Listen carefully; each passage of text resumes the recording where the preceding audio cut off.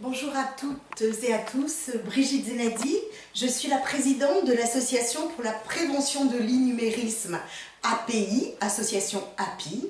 Notre association a été créée en 2009. Nos recherches scientifiques ont abouti à l'émergence d'un concept nouveau, l'innumérisme, en lieu et place de la dyscalculie, qui selon la publication dirigée par Jean-Paul Fischer et à laquelle Michel Vigier a contribué en juin 2009, serait très marginale, moins de 1% de la population. L'éducation nationale a repris en janvier 2011 notre point de vue en adoptant le terme d'innumérisme à la place du terme dyscalculie qui est une pathologie. L'État, dans la loi de refondation de l'école en 2013, rejoint notre combat et en 2014, le terme est adopté par la commission des néologismes.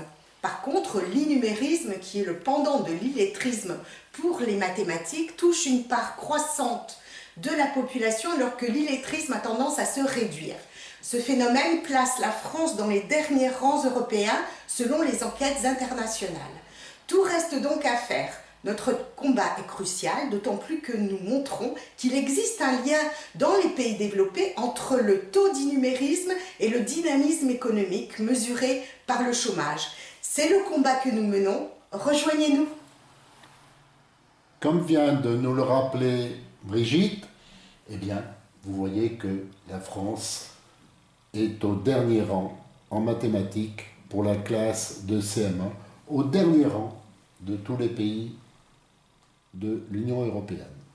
Dans le classement PISA 2012-2015, pour les élèves en très grande difficulté, eh bien, nous voyons que la situation en France ne s'améliore pas, puisque en 2012, nous étions au 33e rang, en 2015 au 34e, et depuis 2009, la situation n'est pas bonne du tout.